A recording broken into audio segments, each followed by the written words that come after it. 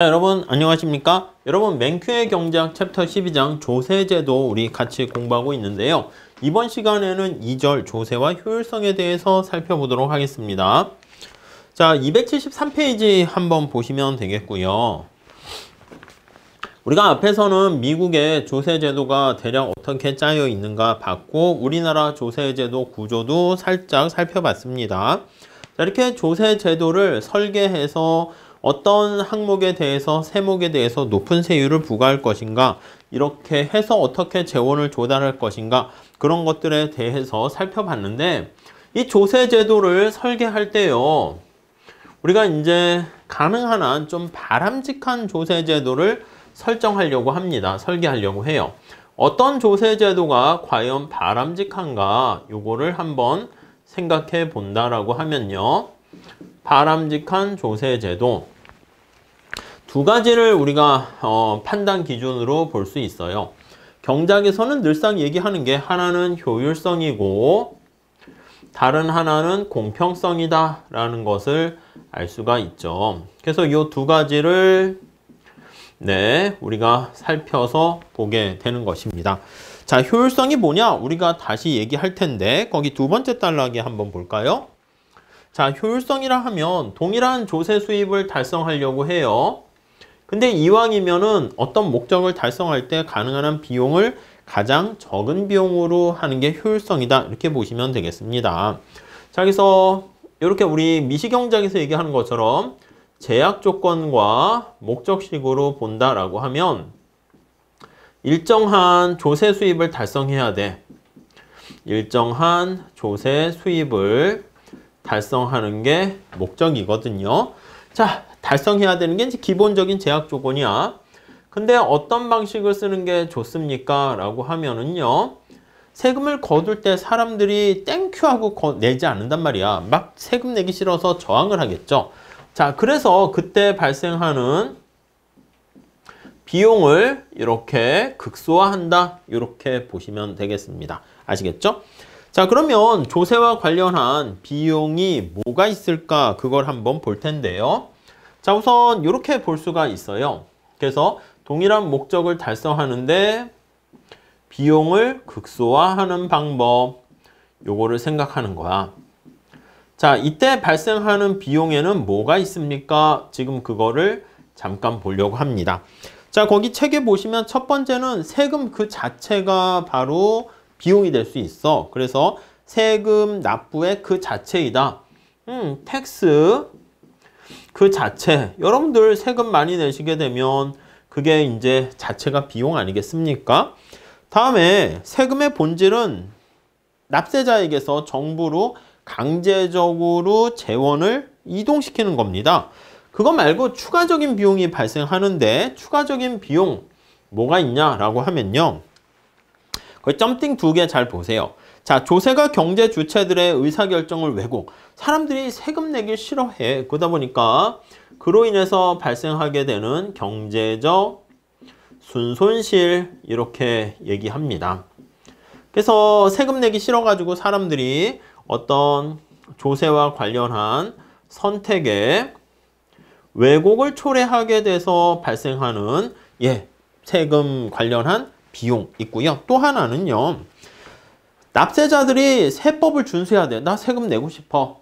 세금 안 내는 게 아니라 내려고 하는데 이게 요즘 같은 경우엔 전산화가 잘 돼 있는데 예전에 일일이 막 세금 신고서 작성하고 복잡하고 내가 계산하려고 하는데 너무 세금 조세 구조가 복잡해서 내가 탈세를 하려고 하지 않았는데 본의 아니게 탈세가 될 수도 있는 거죠. 그러니까 전문 세법 전문가인 세무사들이나 뭐 회계사, 변호사의 도움을 받지 않고는 거기 나와 있는 것처럼 세법을 준수를 잘 못할 수가 있어. 그래서 세법 준수와 관련한 조세 행정 비용이 발생하게 됩니다.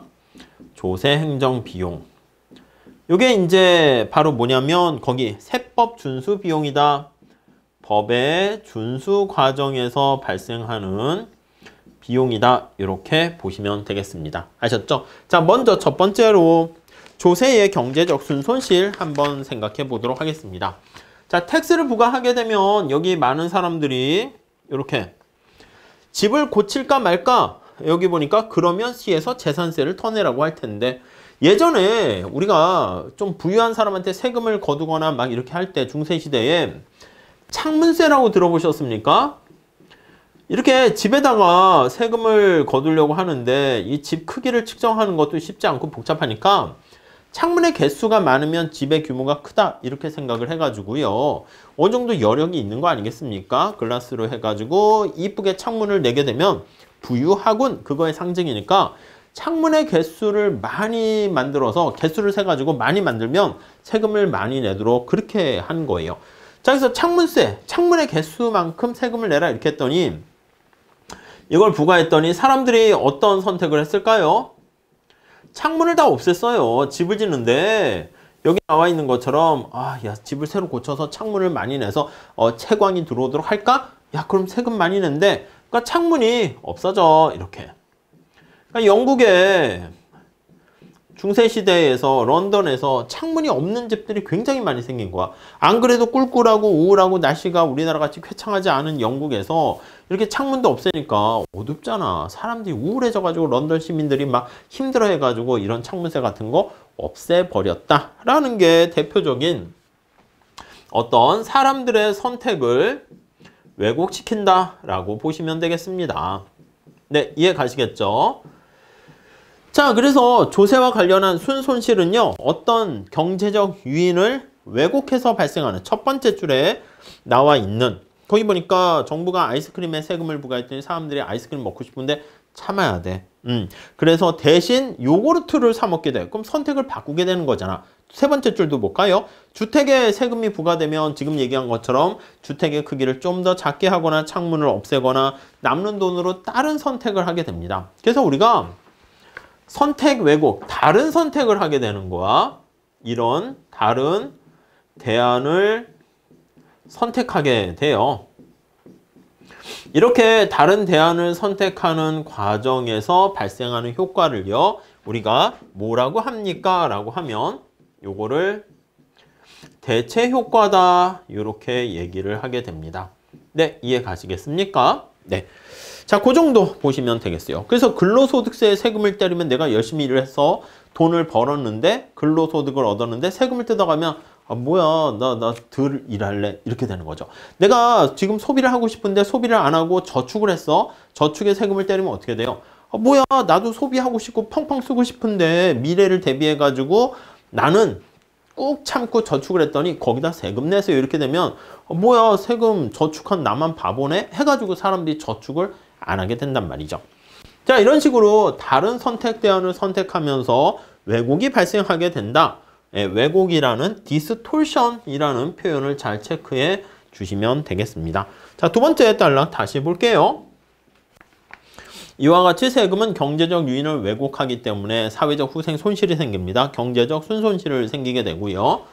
자, 이렇게 텍스를 부과했습니다. 부과했더니 정부에 조세 수입이 생겨 경제 주체들에게 세금을 거두게 되는 건데 조세 수입과 소비자가 부담하게 되는 크기를 소비자 잉여의 감소 크기랑 더하기 생산자 잉여가 줄어듭니다. 생산자 잉여의 감소 크기랑 비교를 해봤더니 정부의 조세 수입이 훨씬 더 작은 거야. 자, 다시 소비자와 생산자가 세금 부과를 통해 가지고 나 이만큼 불행해졌어요. 사실 불행해졌는데 그게 정부가 행복해져서 재원이 이동해서 정부의 행복 크기로 똑같이 이전이 되면 사실은 큰 문제가 안 되거든. 근데 불행해진 만큼 정부가 행복해지지 않은 거야. 그래서 그 차이 갭 있잖아. 여기 나와 있는 요 갭이 발생하게 되는데 요 갭을 바로 우리는 여기 경제적 순손실, 데드웨이 로스다. 이렇게 보시면 되겠습니다. 후생 손실 이렇게 보시면 되겠어요. 예를 통해서 한번 살펴보도록 하겠습니다. 자, 거기 밑에 간단한 사례가 있어요. 예시를 통해서 한번 볼까요? 자, 거기 볼게요. 조세로 바뀐 경제적 유인에 따라 자원이 배분돼서 발생하는 비효율성인데 조세가 초래하는 경제적 순손실의 이해를 위해서 간단한 예가 있습니다. 자, 피자 한 판에 대해서 느끼는 가치가 칼릴은 16달러고요. 카르멘은 12달러입니다. 자, 그러니까 이렇게 돼 있어. 피자에 대해서 칼리는 얼마의 혜택을 보게 됩니까? 라고 하면 편익이 16달러 이렇게 있어. 소비자가 되는 거죠. 두 번째로 카르멘은 피자 한 판을 먹었을 때 12달러 이렇게 만족을 얻게 됩니다. 이해 가시죠? 자, 피자에 대해서 만약에 세금이 없을 때 피자 가격이 만약에 진짜 비용이었었다라고 할게요. 생산 비용인데 한 판 생산하는데 가격이 거기 보니까 10달러 이렇게 있었다고 할게요. 그러니까 이게 쉽게 얘기하면 한 개 비용 이렇게 되는 겁니다. 자, 그러니까 이게 거래가 되었으면 칼린은 어떻게? 이게 10달러의 가격이니까 소비를 합니다. 그럼 칼린 같은 경우에는 얼마의 만족을 얻어요? 구입하죠. 카르멘도 12달러까지 만족을 얻게 되니까 10달러짜리 피자를 구입을 합니다. 자, 그래서 우리가 지난 시간에 봤었던 소비자 잉여는 여기는 이제 수평으로 했으니까 생산자 잉여는 고려하지 않은 거야. 어떻게 됩니까? 라고 하면은요. 칼리는 최대한 16달러까지 낼 생각이 있는 거야. 편익이 그만큼이니까. 근데 10달러 냈으니까 6달러 이득을 얻었고요. 요 크기 카르멘은 12달러까지 낼 생각이 있는데 10달러에 물건을 구입했네. 그래서 2달러의 이득을 얻어. 그래서 6달러 더하기 2달러는 8달러가 소비자 잉여 이렇게 됩니다. 자, 그런데 거기 보시면은요. 이렇게 편익을 얻고 있었는데 그럼 잉여가 어떻게 소비자 잉여는 8달러였어요. 여기에 정부가 세금을 부과했어. 텍스를 부과해가지고 피자 한 판의 가격이 14달러로 올라갔습니다. 한 개 비용에다가 텍스를 부과한 거야. 그래서 이렇게 14달러로 상승했습니다. 이렇게. 자, 이렇게 조세 부과로 상승하게 되면 정부는 어떻게 세금 이만큼 4달러를 부과한 거죠. 그래서 정부의 조세 수입이 4달러만큼 생겼습니다. 오케이. 정부 잉여라 볼 수 있어. 자, 근데 이때 소비자 잉여는 어떻게 되나 볼까요? 카르멘은 피자를 사요? 안 사요? 안 사 먹지. 왜냐면 자기가 얻게 되는 만족은 12달러인데 비용이 14달러잖아. 그러니까 안 사 먹습니다. 칼리는 소비해. 16달러만큼 편익을 얻게 되니까. 자, 여기서 조세 부과 후에 소비자 잉여는 어떻게 됩니까? 라고 하면은요. 칼린만 소비하네. 16달러. 근데 가격은 14로 되고 그리고 카르멘은 아예 소비를 안 합니다. 그래서 아예 소비가 없어졌어. 그럼 소비자 잉여는 얼마가 됩니까? 2 이렇게 된 걸 알 수가 있습니다. 이해 가시죠? 자, 그러면 요걸 한번 비교해 볼게. 원래 소비자 잉여가 8달러였었는데 2달러로 해서 소비자 잉여가 감소하게 됐습니다. 얼마나 감소했습니까? 소비자 잉여는 8에서 2로 6달러만큼 감소했어요. 생산자 잉여는 없으니까 마이너스 6달러만큼 이렇게 감소하게 됐는데 정부의 조세 수입은 어떻게 돼? 4달러밖에 안 되는 거 보이십니까? 그러니까 요게 플러스 4달러만큼 되는 거 알 수가 있어요. 되셨죠? 자, 그러니까 정부가 가져간 조세 수입이 소비자 잉여와 생산자 잉여 감소만큼 가져갔으면 되는데 아닙니다. 4달러밖에 가져가지 못했고 소비자 잉여의 감소 마이너스 2만큼이 허공으로 사라졌어요. 그래서 자, 거기 내용이 그렇게 나와 있습니다. 정부는 칼린이 사먹는 피자에서 4달러의 세금을 징수하지만 칼린과 카르멘의 소비자 잉여의 합이 8달러였었는데 2달러로 마이너스 6만큼 줄었습니다. 근데 정부가 가져가게 된 조세 수입은 4달러가 되니까 여기 나와 있는 것처럼 마이너스 2달러만큼이 허공으로 사라졌는데 그게 바로 소비자 잉여다라고 보시면 되겠습니다. 네, 이해하실 수 있으시겠죠? 자, 그래서 거기 보시면 위에서 마지막 달러 한번 볼게요. 여기서 주의해야 할 점은 경제적 순손실이 세금을 실제로 납부하는 칼린에서 발생하는 게 아니야. 칼린은 어떻게 됐어? 원래 이만큼의 잉여를 누리고 있었는데 원래 칼린은 이만큼 6달러가 있었는데 그 중에 소비자 잉여의 일부를 정부가 가져간 거야. 그래서 이만큼 된 거니까 사실은 요거는 주인이 바뀐 겁니다. 그래서 이 사회적 후생 손실이라는 요거는 누구 때문에 발생한 겁니까? 라고 하면 칼린 때문에 발생한 게 아니라 카르멘 때문에 발생한 거야. 왜요? 아니 카르멘이 이렇게 세금을 부과하게 되니까 소비를 안 하게 된 거야. 거래량이 위축된 거죠. 자, 그러니까 다시 정리하면 자, 조세를 부과했습니다. 부과로 카르멘이 소비를 안 하는 거야. 소비를 포기하게 된 거야. 원래는 거래를 더 많이 했었어야 되는데 소비를 포기해서 거래가 위축됐다는 것이죠. 자, 그래서 거기 보시면 칼린의 소비자 잉여 감소액 4달러는 세금 징수액 4달러에 의해서 정확하게 상쇄되니까 문제가 안 되는데 카르멘이 소비를 하지 않게 돼서 카르멘의 후생이 감소했습니다. 얼만큼? 여기 얘가 만약에 소비했으면 이만큼 12달러만큼 만족을 얻을 수 있었을 텐데 10의 비용을 내고 그럼 2달러만큼 잉여를 얻을 수 있었을 텐데 이만큼이 사라졌다라는 것을 알 수가 있습니다. 이해 가세요? 요 2달러 사라진 게 바로 사회적 후생 손실이다. 이렇게 정리를 하시면 되겠습니다. 자, 그래서 우리가 사회적 후생 손실이 선택을 왜곡해서 거래량이 줄어들어서 발생했다라고 생각하시면 되겠고 마지막으로 근데 모든 조세가 다 나쁜 건 아니다. 그렇게 나와 있습니다. 알다시피 우리가 환경오염 같은 그런 경우 피구세라고 할 수 있죠. 그래서 피구의 이런 세는 환경이 오염된 것을 교정해주는 교정적 조세라고 얘기합니다. 이런 경우는 오히려 시장에 나쁜 시장 실패를 치유하는 상황입니다. 그렇기 때문에 275페이지 보시면 알겠지만 거기 나와 있는 것처럼 세수를 창출할 뿐만 아니라 시장의 비효율성을 치유하는 측면에서 오히려 긍정적인 조세다라고 볼 수가 있겠습니다. 자, 우선 이 정도 잘 봐주시면 좋겠습니다.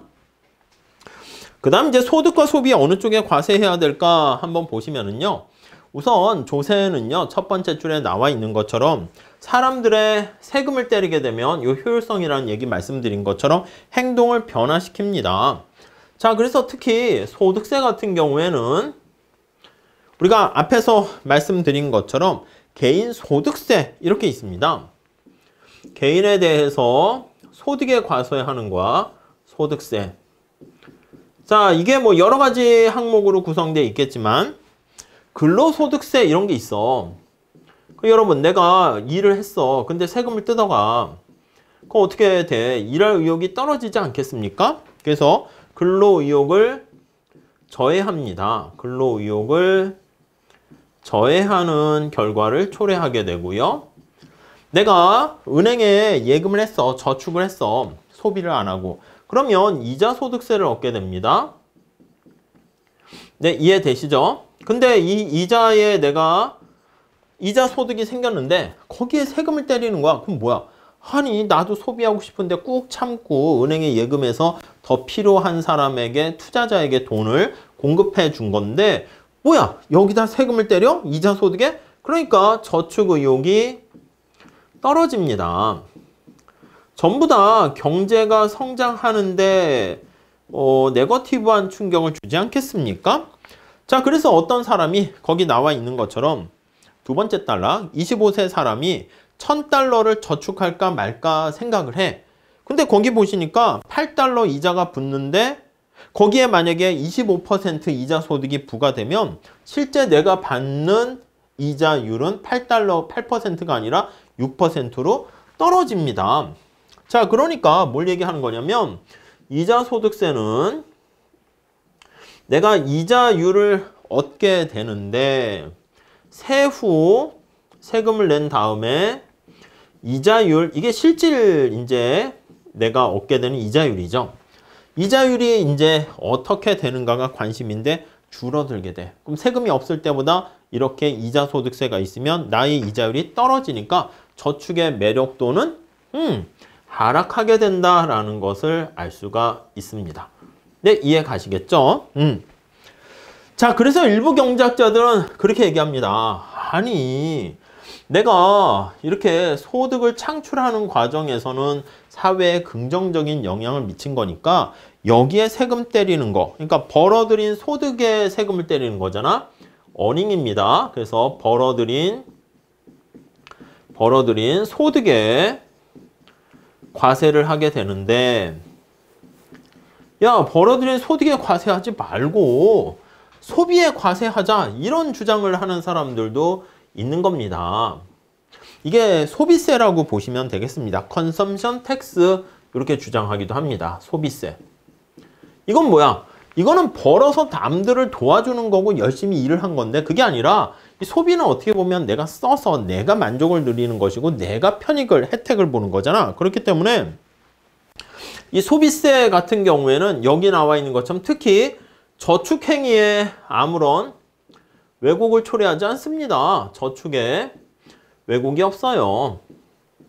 그렇죠? 소비를 하는 게 아니기 때문에. 그러니까 앞에서 말씀드린 것처럼 개인소득세 할 때 이자소득세 같은 경우는 저축을 할까 말까? 또 이자소득세율이 높으면 저축해봤자 남는 게 없네, 이렇게 될 텐데, 여기서 소비세는 그러한 영향을 미치지 않습니다. 자, 그래가지고요, 이렇게 소비세가 더 낮다, 이렇게 주장을 합니다. 물론 거기에 이러한 문제가 있어서 요 저축에 왜곡이 없잖아. 그리고 개인소득세, 이자소득세는 저축에 왜곡이 있고, 그래서 요걸 두 개 절충하는 여러 가지 방안, 금융상품이 등장하는 것이죠. 그게 거기 나와 있는 것처럼, 네, 세 번째 단락입니다. 납세자들이 현행세법의 여러 조항으로 인해서 소득세랑 소비세는 비슷하게 만듭니다. 납세자들이 일정 한도의 소득을 개인연금 계정이나 뭐 401k 플랜, 이렇게 써놨습니다. 확정기여형, 그러니까 확정을 딱 미리 하는 거야, 사전에. 그래서 기업의 연금제도 계정에 저축하게 되면 은퇴 후 원금과 이자를 창출할 때까지 세금을 피할 수 있습니다. 그래서 이렇게 다양한 그 내용까지는 구체적으로 볼 건 아니고, 금융상품이, 저축상품이 제공이 되는 거죠. 그러니까 이제 여기 나와 있는 이자소득, 이자가 생길 때마다 따박따박 세금 내지 않고 그걸 피할 수 있는 방안, 그런 상품도 나오게 됩니다. 결국 그런 경우에는 이제 소비에 과세하는 꼴이 되는 거죠. 자, 다음 단락 보시면 유럽의 많은 국가들은 소비에 과세를 하는 경우가 많습니다. 부가가치세를 통해 가지고 소비에 과세하는 재원을 마련하는 경우가 많고요. 이 부가가치세가 미국에서는 없어요. 그래서 미국에서는 판매세, 이런 게 좀 비슷합니다. 그래서 판매세, 요게 이제 부가세, 밸류 에디드 텍스, 요거랑 비슷하다라고 생각을 하시면 되겠고, 이제 차이가 나는 건 부가가치라는 것은 가치가 창출되는, 더해지는 그 부분. 우리가 그 GDP 계산할 때 부가가치 접근 방법, 그런 것도 보시거든요. 그거 생각하시면 되겠습니다. 자, 여러 정치인들 마지막에 보시면 소득 대신 소비에 과세하는 방향으로 세법을 개정해야 된다 주장하는 사람들도 있습니다. 앨런 그레인스펀 같은 경우에는 오랫동안 연준 의장을 했었죠. 그래서 만약에 백지 상태에서 텍스, 조세 제도를 설계한다라고 하면은 소비세가 최선이다, 이렇게 얘기합니다. 아니면 기존의 조세를 그럼 소비세로 바꾸면 어때? 근데 그렇게 바꾸려면 조세 룰과 이걸 다 바꿔야 되는 거잖아. 굉장히 많은 어려움이 처하게 되죠. 예를 들어 보세요. 축구 경기를 하는데, 자, 이번부터는 축구 경기 룰이 동그라미에서 해. 이렇게 되면 어떻게 돼? 선수들도 뭐 한 11명 골키퍼, 이게 아니라 7명이서 한다고 합시다. 룰을 바꿨어. 그럼 이게 다 사람들이 혼란스러워지는 거죠. 손흥민 선수도 손흥민 선수의 나름대로 존이 있는데 그게 뭐 막 흐트러질 수도 있게 되는 거죠. 그러니까 룰이 확 바뀌어버리게 되면 혼란스럽게 됩니다. 그래서 사실 이렇게 조세 제도를 개혁하는 건 쉬운 건 아닙니다. 이게 첫 번째, 조세와 관련된 순손실 살펴봤고, 두 번째는 조세 행정 비용이 있습니다. 이게 행정 처리 과정에서 발생하는 비용이에요. 그래서 거기 첫 번째 줄에 보시면 소득신고, 사업소득이나 등등등 그거를 이제 마감하는 기간이 이제 4월달, 5월달 이렇게 나와 있거든요. 그런데 이 세금 신고서를 작성해야 된다고. 근데 이 세금 신고서를 작성하는데 이게 많은 노력이 또 들어가게 됩니다. 골치 아프대요. 그래서 이것도 하나의 비효율성 중에 하나입니다. 신고서 작성하는 데 들어가는 시간이라든가 또 정부가 세금 냈나 안 냈나 감시를 해야 될 거 아니겠습니까? 그런 관련 비용이 많이 들어가게 돼요. 그리고 조세제도가 복잡하니까 거기 나와 있는 것처럼 세법 전문가인 세무사에게 또 이걸 의뢰를 합니다. 그러니까 이 세무사를 통해 가지고 탈세는 아닙니다. 탈세라는 것은 이게 법의 테두리를 이렇게 합법적이지 않고 불법적으로 법의 테두리를 벗어나는 것이고 합법적인 절세 방안을 사용하게 되는 건데 세무사에게 의뢰하는 비용도 발생하게 되는 것이죠. 자, 세 번째 단락에도 보면 미국의 세제를 비판하는 사람들은 이런 세무 전문가라든가 세무사라든가 회계사라든가 이런 사람들이 기업의 법인세나 개개인들의 어떤 소득세나 이런 거에 대해서 조세제도가 복잡하잖아. 그러니까 조세제도가 깔끔하고 심플해야 되는데 복잡합니다.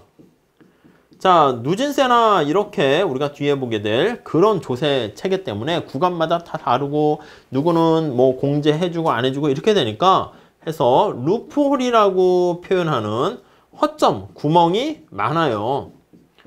빠져나가게 될 그런 구멍이 굉장히 많기 때문에 누락하는 경우가 되게 많습니다. 예외 조항이 많아서 그래요. 거기 보시면 예를 들어서 지방정부가 자금을 쉽게 조달할 수 있도록 의회가 지방채를 투자하는 사람에게는 특혜 조항을 두게 됩니다. 그러니까 이게 어떻게 보면 특혜라든가 원칙이 있는데 예외 조항들이 많습니다. 근데 예외 조항을 우리 보통 사람들이 다 파악하기는 어려운 거지. 그러다 보니까 이 허점 때문에 그 또 어떻게 보면 유능한 세무사라든가 유능한 회계사를 고용하는 기업과 고소득층 그 사람들은 세금을 이렇게 합법적으로 줄이는 그런 효과를 가져옵니다. 자, 세법을 준수하는데 여러 가지 투입되는 자원 이것도 뭐라고요? 경제적 순손실 중에 하나이다 이렇게 나와 있습니다. 이걸 기록하고 신고하고 계산하고 다 낭비라고 할 수가 있죠. 그럼 밑에 던지게 됩니다. 아니 지금 조세제도가 복잡해서 그렇다며 그럼 심플하게 단순하게 하면 되는 거 아니야? 이렇게요. 단순화하면 어떻게 돼? 이렇게. 이게 쉽지 않다니까요. 조세제도를 심플하게 해서 그래요. 부가가치세 같이 자 모든 국민은 아무 상관없이 다 10% 세금 내 이러면 심플하겠지. 근데 거기 마지막에 나와 있듯이 남들에게 득이 되는 세법상의 허점을 없애는 거는 다 찬성하는데 자신에게 도움이 되는 허점이 없어지는 것은 좀 싫어합니다. 그렇기 때문에 여기 나와 있는 것처럼 이렇게 계속 복잡하게 뭐 예외 조항을 해주세요 뭐뭐뭐 하다 보니까 이렇게 될 수밖에 없어요. 그래서 단순화로 하기가 어려울 뿐만 아니라 심플하게 10% 하게 되면은 가난한 사람들이 피자 먹을 때 10% 세금 내고 부자도 피자 먹을 때 10% 세금 내고 심플하잖아. 근데 조세와 관련해서는 또 하나의 어떤 목표라 할 수 있는 공평성 그런 것도 있기 때문에 쉽지는 않다. 이렇게 보시면 되겠습니다. 자, 다음 볼게요. 자, 다음에는요. 한계세율과 평균세율을 한번 보도록 하겠습니다. 자, 평균세율은요. 에버리지이기 때문에 이거는 뭐냐면 내가 벌어들이는 소득을 Y라 그러면 소득 대비 텍스의 크기가 얼마인가 이걸 나타내는 것이고요.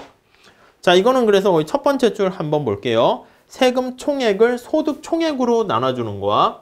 그래서 이거는 세금 총액이야. 세금액이 얼마인가? 이거는 소득의 총액입니다. 소득액. 이렇게 보시면 돼요.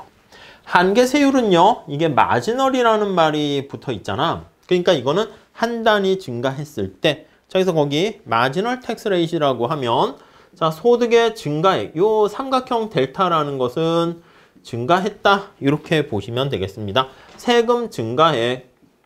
세금의 증가액이 얼마인가?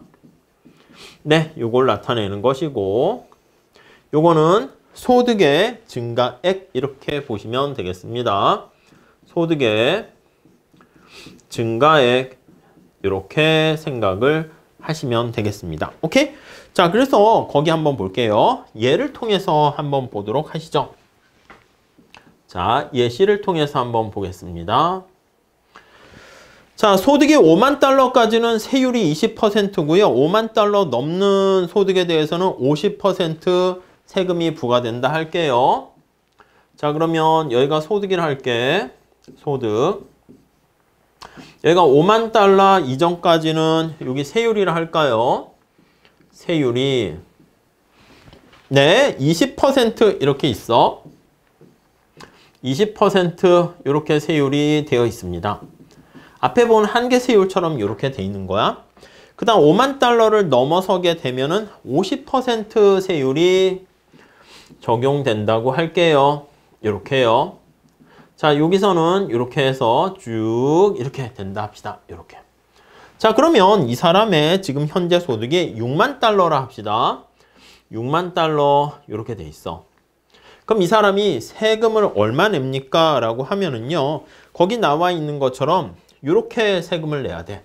자, 소득이 6만 달러인 경우, 소득이 6인 경우, 6만 달러는 뺄게요. 경우, 텍스는 얼마나 내야 됩니까? 하면은 5만 달러까지는 20%, 그렇게 돼서 5만 달러까지는 20%, 0.2 이렇게 되는 거죠. 더하기 5만 달러를 초과하는 부분에 대해서는 얼마? 50%. 얼마 초과했어? 1만 달러 초과했네. 여기는 50% 이렇게 세금을 부과하게 됩니다. 자, 그러니까 여기는 5만 달러까지는 20% 해서요. 거기 보시면 1만 달러 냈고요. 5만 달러를 추가한 1만 달러에 대해서는 50% 내니까 5천 달러 내서 1만 달러 더하기 5천 달러 이렇게 돼서 1만 5천 달러 세금을 낸다. 이렇게 보시면 되겠습니다. 이해 가시죠? 자, 그러면 평균 세율은 어떻게 됩니까? 하면은 이렇게 계산하면 되는 거야. 내가 전체 6만 달러의 소득을 버는 것 중에서 여기 텍스가 15,000달러의 세금을 냈잖아요. 이렇게 1.5라고 쓸게요. 1.5를 내는 거지. 그러면 이게 어떻게 되겠습니까? 그래서 6만 분의 1.5, 6분의 1.5 하니까 이게 25% 이렇게 되는 거야. 25%. 그러니까 평균 세율은 25%가 되는 것이고 한계 세율은 어떻게 됩니까? 하면 한계 세율은 지금 이 사람이 여기 있는 거니까 여기에 해당하는 겁니다. 그래서 한계 세율은 여기 나와 있는 것처럼 색깔을 다르게 쓸게요. 여기 있는 것처럼 50% 이렇게 되는 것을 알 수가 있습니다. 자, 평균 세율과 한계 세율 어떻게 구하는지 아시겠죠? 자, 각각에 대한 평균 세율과 한계 세율은 유용한 정보를 제공한대요.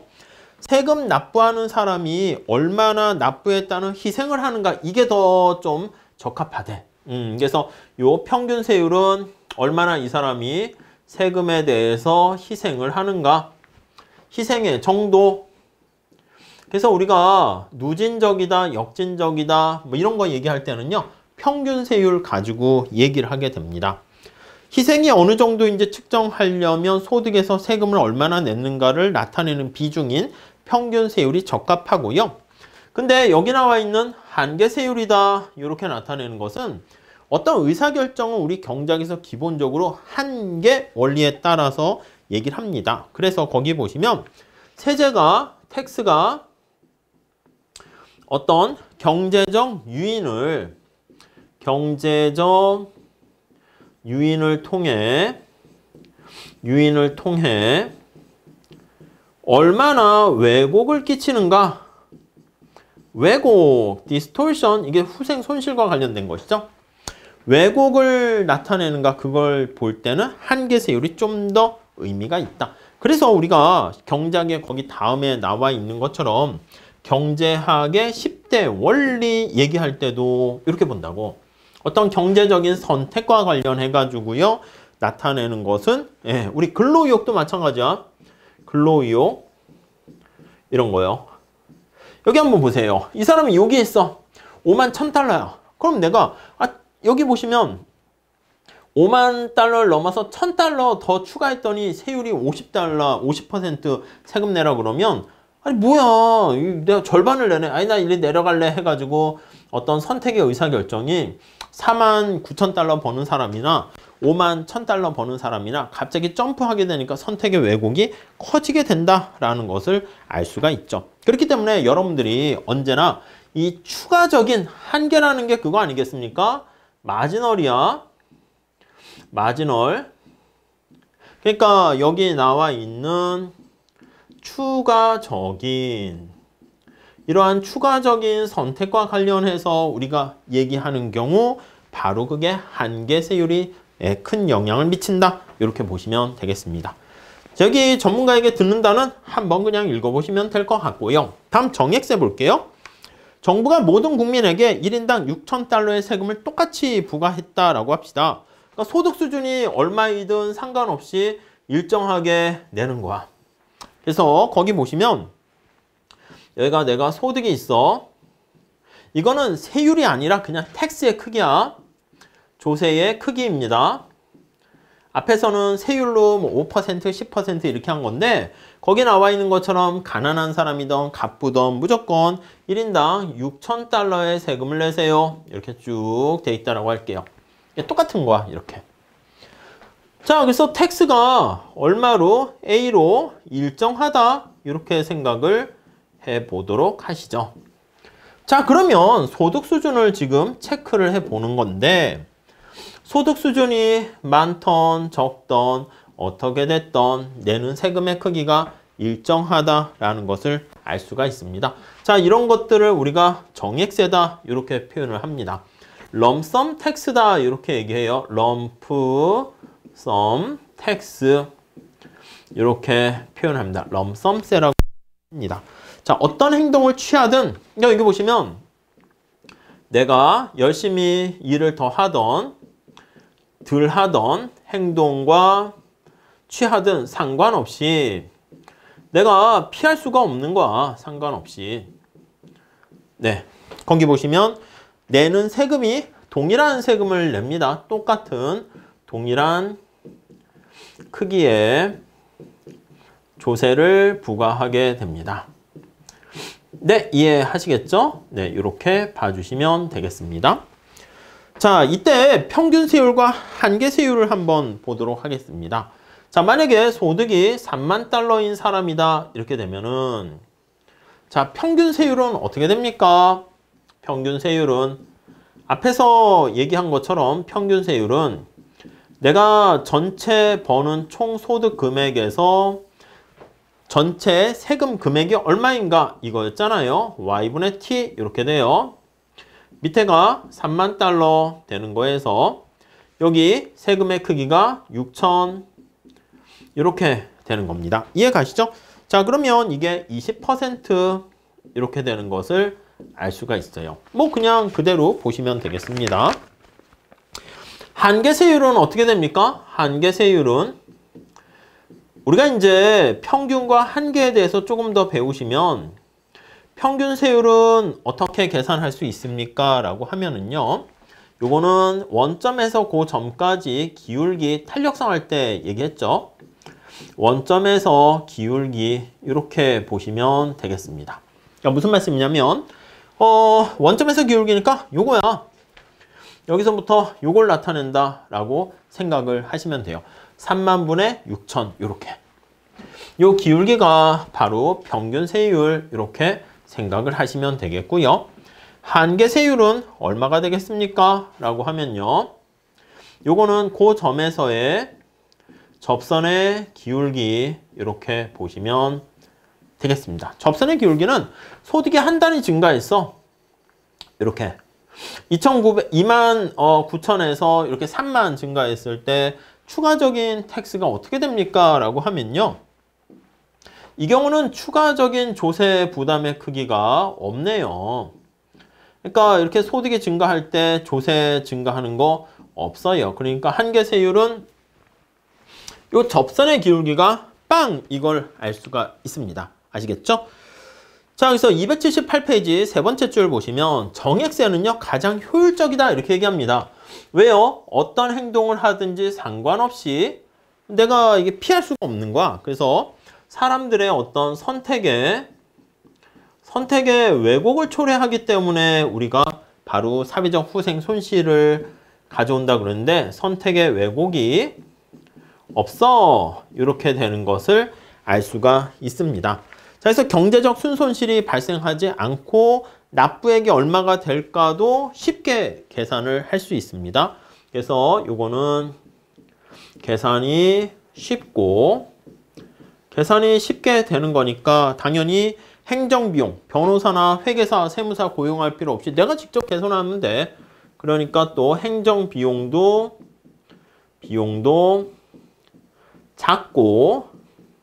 작아서 네, 그런 의미에서 보면은 효율적이다 이렇게 보시면 돼요. 그러니까 그 마지막에 질문을 던지고 있어. 아니 그러면 이렇게 선택의 왜곡도 없이 좋은 정액세가 있으면 요걸 적용하면 되는 거 아니야? 이렇게 현실에 요거를 적용하면 깔끔하지 않아? 맞아요. 현실에 적용 가능성 이렇게 얘기하면 적용 가능성 측면에서 봤을 때는 쉽진 않습니다. 거기 뭐라고 돼 있냐면 우리가 세금을 거두는 목적이 효율성만 있는 게 아니라 조세 부과의 바람직한 조세 부과의 목적이라 할 때 바람직한 우리 지난 요 앞에서 얘기했죠. 바람직한 조세라고 할 때 조세에는 효율성뿐만 아니라 공평성도 하나 또 다른 기준으로 작동될 수가 있습니다. 공평성 기준도 있어. 이렇게 고려해야 된다라는 것을 알 수 있네요. 아시겠죠? 자, 그 정도 정리하시고 문제 좀 풀어볼게요.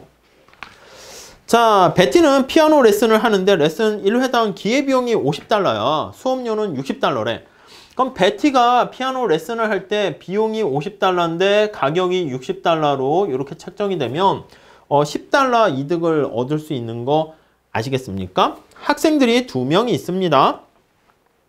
자, 2명이 있는데 첫 번째 아치는 수업료를 $70까지 지불할 용의가 있고 베로니카는 $90까지 낼 생각이 있습니다. 정부가 피아노 레슨에 대해서 회당 $20의 세금을 부과했을 때 어려워요. 수업료를 $80로 올리게 된다면 경제적 순손실은 얼마가 되고 조세 수입은 어떻게 될 것인가 이렇게 나와 있습니다. 요거는요 여러분 살짝 그래프를 좀 그려보신 다음에 내용을 정리하시면 더 좋겠어요. 자, 2명의 사람이 있잖아요. 여기 보니까 베티가 있고 또 아치가 있고 베로니카가 있습니다. 베로니카가 여기 나와 있는 것처럼 이렇게 피아노 레슨을 받으면 얼마까지 혜택을 받게 됩니까? 라고 하면요. 이렇게 한번 해보도록 할게요. 자, 베로니카는 $90까지 낼 생각이 있고 아치는 $70까지 낼 생각이 있어요. 그러니까 베로니카는 이렇게 $90까지 낼 생각이 있고 베로니카는 그리고 여기 아치는 $70까지 낼 생각이 있는 거야. 아치는 $70까지 낼 생각이 있어요. 이해 가시죠? 자, 그런데 레슨을 하는 베티는 기회비용이 $50야.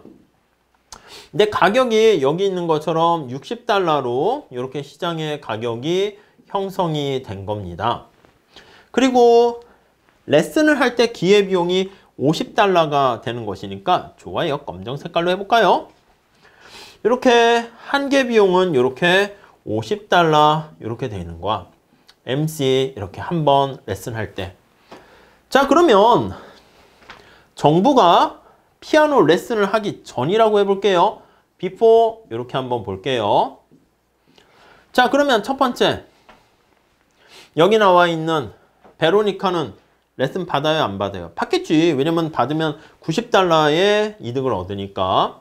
베로니카 입장에서 베로니카의 잉여는 얼마입니까? 하면 90에서 60만큼을 빼는 거지. 가격은 60만큼 주니까. 그래서 30 이렇게 됩니다.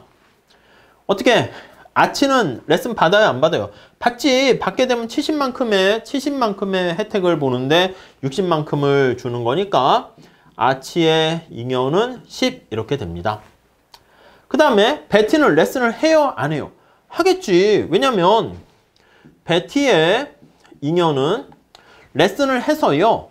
베로니카한테 60을 받았는데 50만큼 최소한 자기는 받을 생각이 있으니까 10만큼 이득을 얻고요. 아치한테 60을 받았는데 역시 또 50만큼만 자기는 최소한 받으면 되거든. 그래서 요만큼 받으면 되는데 60을 받았으니까 10과 12명한테 받게 되니까 20 이렇게 혜택을 보게 됩니다. 이해 가시죠? 자, 그래서 이러한 거래를 통해서 얻게 되는 총 잉여는 어떻게 됩니까? 하면은 30, 그리고 여기 10, 10, 10 해가지고 이만큼의 어떻게 보면 60의 잉여를 얻게 돼요. 자, 그런데 여기다가 정부가 텍스를 부과했습니다. 텍스를 부과해서 어떻게 조세를 부과했습니까? 라고 하면은요. 회당 20달러의 세금을 부과해서 이게 가격이 80으로 올라간 거야.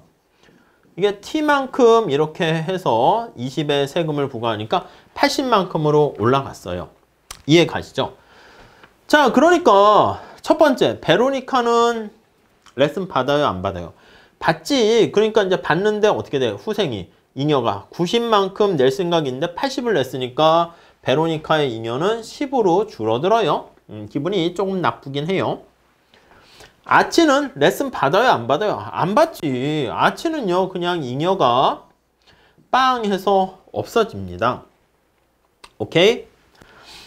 자, 그런데 여기 보시면 정부가 20만큼의 세금을 부과했잖아. 그래서 가격이 80이 됐어. 그러면 여기 베티인가요? 베티는 피아노 레슨 해요, 안 해요? 하겠지. 근데 아치에 대해서는 안 하고 베로니카에 대해서 해. 근데 요금을 80을 받았어.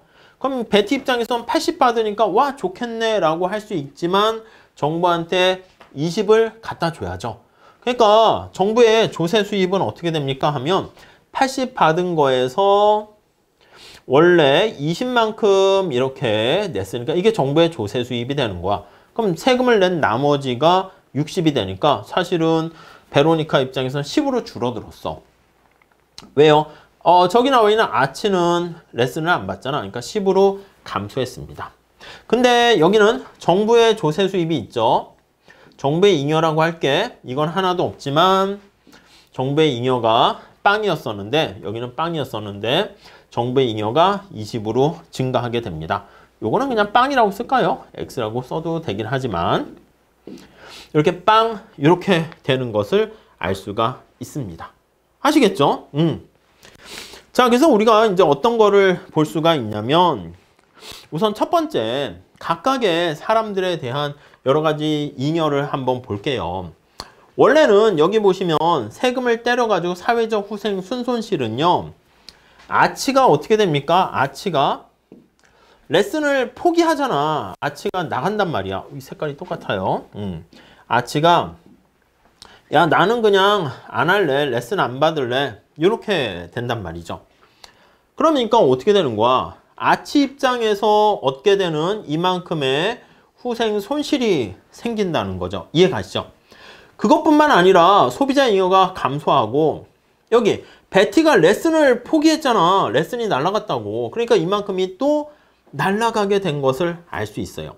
그러니까 이거 두 개를 같이 비교를 해 보시게 되면 아치가 마이너스 10만큼 이렇게 줄어들게 된 것을 알 수가 있고 그 다음 베티가 레슨을 못해서 또 10만큼이 날아갔습니다. 아치의 10만큼이 날아가고 얘가 10만큼이 날아갔어요. 이해 가시죠? 그러니까 여기 가만히 보시면 베티의 베로니카인가요? 베로니카의 잉여가 원래 30에서 10으로 줄었지만 그거의 20만큼은 정부한테 이렇게 가버렸기 때문에 그거는 문제가 안 되고 이렇게 바뀌면서 마이너스 10, 마이너스 10 이만큼 감소했으니까 여기 보시면 사회적 후생 손실 여기 보시면 경제적 순손실은 그래서 20달러가 된다 이렇게 보시면 되겠고요. 그 다음 조세 수입은 어떻게 됩니까 하면 이 파란 색깔 요게 정부의 조세 수입이다. 라고 보시면 되겠죠. 그래서 답이 20과 20인데 앞에 나와 있는 얘보다는 조금 더 어려워요. 근데 살짝 우리가 소비자 잉여, 생산자 잉여 좀 그려서 보시면은 충분히 이해할 수가 있을 겁니다. 자, 그 정도 정리를 하시고요. 자, 그 다음에 만일 세법이 소득이 2만 달러까지는 세금을 안 낸대. 그리고 2만 달러를 초과분에 대해서는 25% 세율로 과세를 한다라고 합시다. 근데 이 사람이 5만 달러인 사람이 평균 세율은 어떻게 되니? 그러면 우선 5만 달러의 소득이 있는데 텍스는 얼마나 부과하는가? 그거를 계산하셔야 되겠죠. 우선 2만 달러까지는 세금을 안 내. 5만 달러를 초과하는 거니까 5만 달러에서 빼기 2만 달러 이렇게 초과분에 대해서 25%의 세금을 부과하게 되는 것을 알 수가 있습니다. 오케이? 자, 그러면 어떻게 돼? 4분의 1 이렇게 되는 거 알 수가 있겠죠? 4분의 3 해가지고 75 이렇게 됩니까? 7.5 이렇게 되는 거 알 수가 있습니다. 그래서 3 곱하기 0.25 이렇게 하시면 되겠죠? 자, 그러니까 전체 뭐 0.75 이렇게 해야겠네요. 자, 그러면 이 사람이 얼마의 세금을 냅니까? 라고 하면 지금 현재 소득이 평균 세율은 내가 버는 소득에서 텍스 이렇게 되는 거잖아. 지금 얼마를 벌고 있다고요? 5만 달러를 벌고 있습니다. 5만 달러를 벌고 있는데 거기다가 세금 지금 얘기한 것처럼 0.75를 낸다. 이렇게 되면은 이게 거기 나와 있는 것처럼 15%가 된다. 이렇게 보시면 되겠고요. 자, 그 다음에 한계세율은 얼마가 되겠습니까? 하면은 지금 한계세율은 내가 지금 여기 25%에 해당하는 만큼이 세율이 되는 거잖아요. 이해 가시죠? 그 계산만 좀 잘 체크해 주시면 되겠습니다. 자, 그 다음에 정액세는 한계세율이 빵이지 평균 세율이 빵인 건 아닙니다. 물론 세금이 내가 10으로 일정하다 이렇게 낸다 그러면 평균 세율 한번 생각을 해볼게요. 평균 세율은 자, 우리가 전체 소득에서 텍스가 어떻게 되니 이렇게 되는 건데 텍스가 10으로 일정한 거야. 이렇게 일정해. 고정된 거야. 자, 그러면 여기 나와 있는 것처럼 소득이 증가할수록 내가 세금은 그냥 10 이렇게 내니까 평균 세율은 하락하는 거죠. 뭐 그래프를 그리면 조금 쉽게 그릴 수 있는데 뭐 이렇게 공부하신 분들은 살짝 보세요. 텍스 하면 내가 일정하게 이렇게 텍스가 뭐 A면 A 이렇게 돼 있는 거야. 평균 세율은 원점에서 기울기라고 말씀드렸죠. 원점에서 기울기가 점차 작아지는 것을 알 수가 있고요. 자, 그 결과 내가 여기 소득에 대해서 여기 평균 세율을 이렇게 계산한다. 이렇게 나타내게 되면은 이렇게 점차 감소한다. 직각삼각선 같이 그렇게 보시면 되겠습니다.